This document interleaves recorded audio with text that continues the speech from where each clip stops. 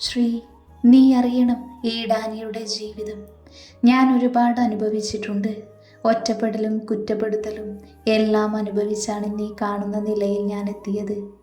ഞാൻ സത്യങ്ങൾ മനസ്സിലാക്കിയത് എന്തൊക്കെയാണെന്ന് അറിഞ്ഞാലേ ബാക്കി അറിഞ്ഞിട്ട് കാര്യമുള്ളൂ. ഡാനി നന്ദുവിനെ നോക്കിക്കൊണ്ട് പതിയെ പറഞ്ഞു. ഇച്ചായൻ പറ.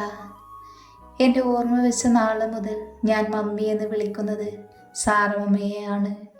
ഒരുപാട് ഇഷ്ടമായിരുന്നു എനിക്ക്. എന്നെയും ഒത്തിരി ഇഷ്ടമാണെന്ന് ഞാൻ വിശ്വസിച്ചു. ഞാൻ പണ്ട് ആരോടും അധികം മിണ്ടില്ലായിരുന്നു. ആകെ കൂട്ട് സാം മാത്രമായിരുന്നു. ഞാൻ ഭയങ്കര സൈലൻ്റ് ആയിരുന്നത് കൊണ്ട് തന്നെ എനിക്ക് ഫ്രണ്ട്സ് അധികം ആരുമില്ല. ഒരു ഒതുങ്ങിയ പ്രകൃതമാണ് ഞാൻ. മമ്മ പറയുന്നതിനപ്പുറം ഞാനൊന്നും ചെയ്യാറില്ലായിരുന്നു. പപ്പയും അമ്മയും സംസാരിക്കുമെങ്കിലും പപ്പ എപ്പോഴും ഒരകലം അവരുമായി പാലിച്ചിരുന്നു. അതായത് അവരുടെ ശരീരത്തിൽ അറിയാതെ ഒന്ന് കൈതട്ടിയാൽ പോലും പപ്പ സോറി പറയും. അത് കണ്ടു വളർന്ന ഞാൻ അങ്ങനെയാകും എല്ലാ പെൺകുട്ടികളോടും ഒരു ആൺകുട്ടി പെരുമാറുക എന്ന് പഠിച്ചു. പക്ഷേ എൻ്റെ കൂടെ പഠിക്കുന്നവരൊക്കെ എന്നെ കളിയാക്കുമായിരുന്നു, ഞാൻ പെണ്ണുണ്ണിയാണ് എന്ന് പറഞ്ഞ്. പണ്ടും അമ്മ ജെനിയുമായി ഞാനും കൂട്ടായിട്ട് ഇരിക്കാൻ എപ്പോഴും ശ്രദ്ധിക്കും. അവൾ എന്നോടെപ്പോഴും വഴക്കാണ്. എൻ്റെ സ്വഭാവം ഒട്ടും ഇഷ്ടപ്പെടാത്ത ആളാണ് അവൾ. പണ്ട് വർക്കൗട്ടൊന്നും ചെയ്യില്ലായിരുന്നു ഞാൻ. അതുകൊണ്ട് തന്നെ നല്ല വണ്ണവുമുണ്ട്. ഞാൻ 10ൽ പഠിക്കുന്ന സമയത്ത് ഒരു ദിവസം സ്കൂൾ വിട്ട് വന്നപ്പോൾ മമ്മയുടെ കൂടെ ഒരാളെ കണ്ടു.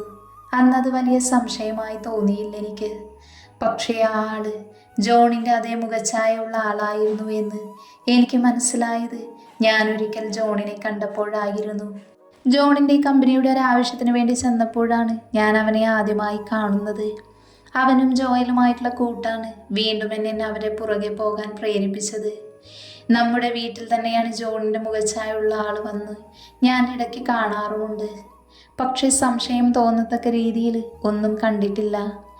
മമ്മ എപ്പോഴും പപ്പയോട് അടുത്തിടപഴകാൻ ശ്രമിക്കാറുണ്ട് എങ്കിലും പപ്പ എപ്പോഴും മമ്മയിൽ നിന്ന് അകന്നു നിൽക്കുന്നത് എനിക്കൊരു സംശയം തന്നെയായിരുന്നു.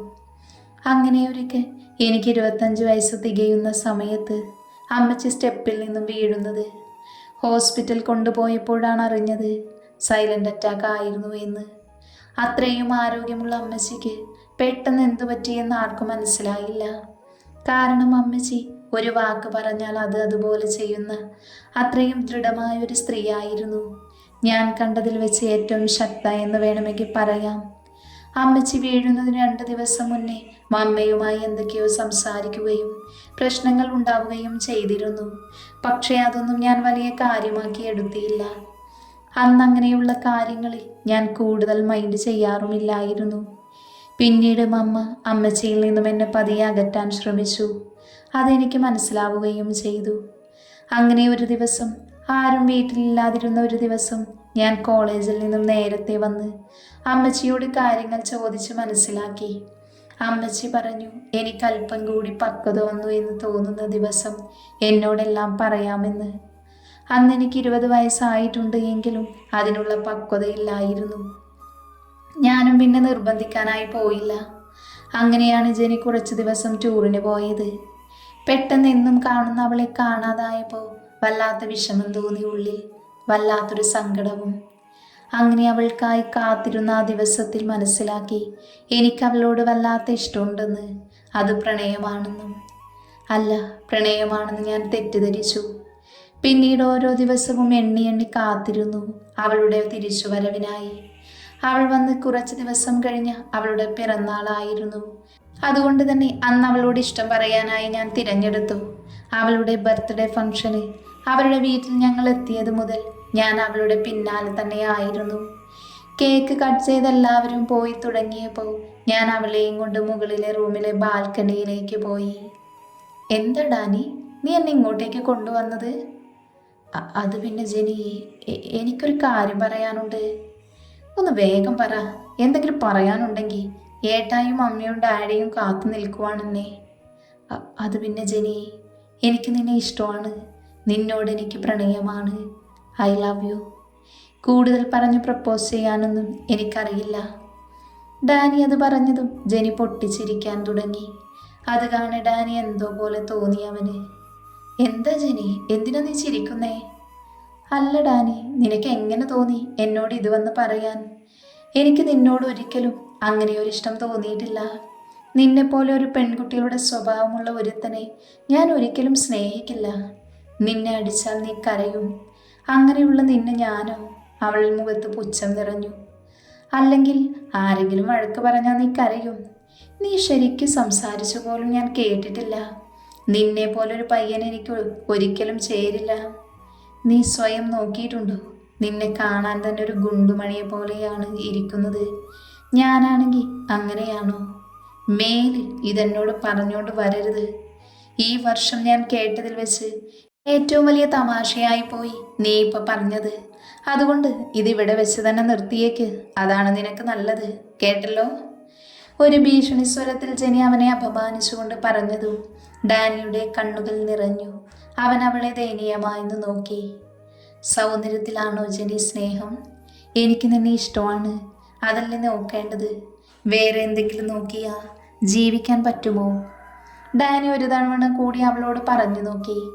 നോക്ക് ഡാനി, എന്നെ സംബന്ധിച്ചിടത്തോളം എനിക്ക് സൗന്ദര്യത്തിൽ കാര്യമുണ്ട്. നിന്നെ പോലൊരു ടുണ്ടുമണിയെ കെട്ടാൻ മാത്രം വട്ടൊന്നും എനിക്കില്ല. അല്ലെങ്കിൽ തന്നെ നിനക്ക് 20 വയസ്സും എനിക്ക് 18 വയസ്സുമേ ആയിട്ടുള്ളൂ.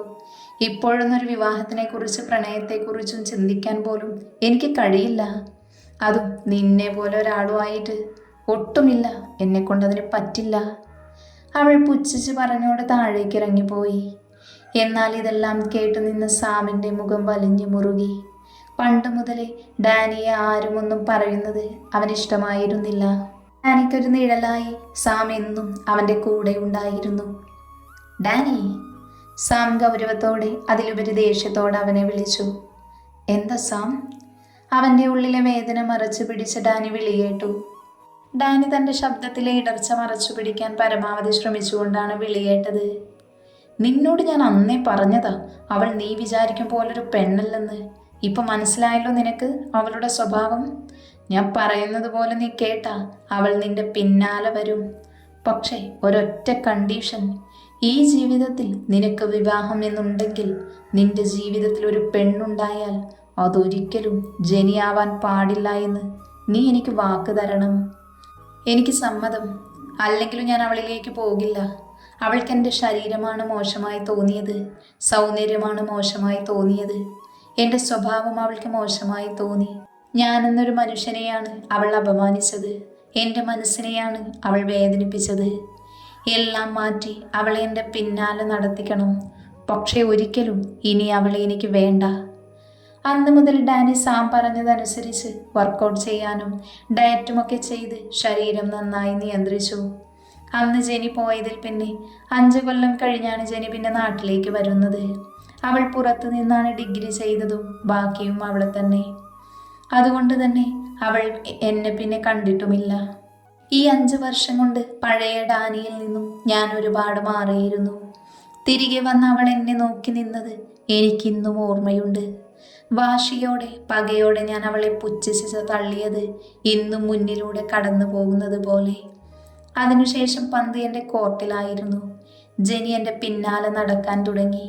പക്ഷെ ഒരിക്കൽ പോലും ഞാൻ അവളെ എന്നിലേക്ക് അടുപ്പിച്ചില്ല. വെറുപ്പായിരുന്നു അവളോട്, ദേഷ്യമായിരുന്നു അവളോട് എനിക്ക്. ആദ്യമായി ഇഷ്ടം തോന്നിയ പെണ്ണിൽ നിന്നുണ്ടായ അപമാനം അത്രത്തോളം അന്നെന്നെ വേദനിപ്പിച്ചിരുന്നു. കോളേജിൽ പഠിക്കുമ്പോൾ പോലും പല പെൺകുട്ടികളും എന്നോട് ഇങ്ങോട്ട് വന്ന് പ്രപ്പോസ് ചെയ്തിട്ടുണ്ട്. പക്ഷേ അതെല്ലാം പണവും സൗന്ദര്യവും കണ്ടു തന്നെയായിരുന്നു. അതോടെ പെൺവർഗം എന്നത് ഞാൻ വെറുത്തുപോയി. എല്ലാ പെൺകുട്ടികളും അവൾ പോലെയാണ് എന്ന് തെറ്റിദ്ധരിച്ചു. കാണുന്ന എല്ലാ പെൺകുട്ടികളിലും എനിക്ക് ജെനിയെ ഓർമ്മ വരുന്നത്. അതോടൊപ്പം വെറുപ്പും തോന്നി എല്ലാവരോടും. ആകെ ഒരാളോട് മാത്രമാണ് ഒരിക്കലും അങ്ങനെ പെരുമാറാൻ ശ്രമിച്ചിട്ട് പോലും കഴിയാത്തത്. അത് നിന്നോട് മാത്രമാണ്. ഡാനി നന്ദുവിനെ നോക്കി കണ്ണ് ചിമ്മിക്കൊണ്ട് പറഞ്ഞു. അവൾ ബാക്കി കേൾക്കാനുള്ള ആകാംക്ഷയോടെ അവനെ നോക്കിയിരിക്കുന്നത് കണ്ടതും അവൻ ബാക്കി പറഞ്ഞു തുടങ്ങി. അപ്പോഴാണ് പപ്പ എനിക്ക് പഠിക്കാൻ ആവശ്യമായി അബ്രോഡ് അഡ്മിഷൻ റെഡിയാക്കിയത്. പിന്നെ എതിർത്ത് പറയാൻ എനിക്ക് തോന്നിയില്ല. ഒരെതിർപ്പും പറയാതെ ഞാൻ അങ്ങോട്ട് പോയി. ഇവിടെ നിന്ന് മാറിയെന്നൊരു മാറ്റമല്ലാത്ത രീതിയിൽ പുതിയൊരു ഡാനി തന്നെയായിരുന്നു അവിടെ നിന്ന് മടങ്ങി വന്നത്. നേരെ ചെന്നൈയിലേക്കാണ് ഞാൻ പോയത്. ഇങ്ങോട്ടേക്ക് വന്ന ആ നശിച്ചവളുടെ മുഖം കാണേണ്ടി വരുമെന്നറിയാവുന്നത് കൊണ്ട് ഒരിക്കലും അവളെ കാണുന്നത് പോലും എനിക്ക് താല്പര്യമില്ലായിരുന്നു. പിന്നെ മമ്മയെ കരുതി മാത്രമാണ് ഞാൻ പലതും ക്ഷമിച്ചിരുന്നത്. ഒരിക്കൽ ചെന്നൈ ആയിരുന്നപ്പോൾ പപ്പ വിളിച്ചു. ഇവിടുത്തെ കമ്പനിയിൽ എന്തൊക്കെയോ പ്രശ്നങ്ങളുണ്ടെന്നും കണക്കൂട്ടലുകൾ പലതും കള്ളത്തരമാണെന്നും ആരൊക്കെയോ ഒരുപാട് തിരിമറി നടത്തുന്നുണ്ടെന്നും നീ ഇനി മുതൽ നമ്മുടെ ബിസിനസ് ഒന്ന് ശ്രദ്ധിക്കണമെന്നൊക്കെ പറഞ്ഞു വിളിച്ചത്. പപ്പയെ ധിക്കരിക്കാൻ എനിക്ക് തോന്നിയില്ല. അത്രത്തോളം ബിസിനസ് വളരാൻ എൻ്റെ പപ്പ ബുദ്ധിമുട്ടുന്നുണ്ട് എന്ന് എനിക്കറിയാമായിരുന്നു. അത് കണ്ടുപിടിക്കാൻ വേണ്ടിയാണ് ഞാൻ ഇങ്ങോട്ടേക്ക് വന്നത്. ഒരാഴ്ച മുന്നേ ഞാൻ നാട്ടിലേക്ക് വന്നു. അന്ന് തന്നെ ജനിയും ഇങ്ങോട്ട് വരുമെന്ന് പറഞ്ഞു നിൽക്കുവായിരുന്നു. അവൾ പട്ടി എല്ലിൻ കഷ്ണം മണപ്പിച്ച് നടക്കുന്നത് പോലെ എൻ്റെ പിന്നാലെ തന്നെ ഉണ്ടായിരുന്നു. ശരിക്കും എനിക്ക് ഉറപ്പും വെറുപ്പുമാണ് അന്ന് അവളോട് തോന്നിയത്.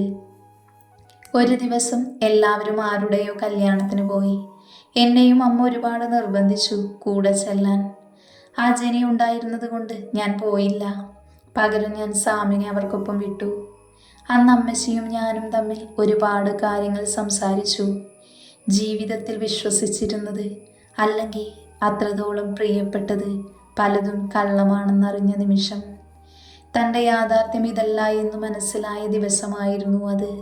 ഒരുപാട് കരഞ്ഞു തളർന്നു പോയ ദിവസം. എൻ്റെ ജീവിതം തന്നെ മാറ്റിമറിച്ച നിമിഷം തന്നെയായിരുന്നു. എൻ്റെ വിശ്വാസങ്ങളും സ്നേഹവും എല്ലാം വെറുതെ ആയിരുന്നു എന്ന് തിരിച്ചറിഞ്ഞപ്പോൾ തകർന്നു പോയി ഞാൻ. അമ്മച്ചി ഇതെല്ലാം എങ്ങനെ അറിഞ്ഞതാണെന്ന് പോലും ഞാൻ ചോദിക്കാനുള്ള അവസ്ഥയായിരുന്നില്ല എനിക്ക്. എന്താ അമ്മച്ചി ചായനോട് പറഞ്ഞത്? നന്ദു ആകാംക്ഷയോടെ അവനെ നോക്കി ചോദിച്ചു.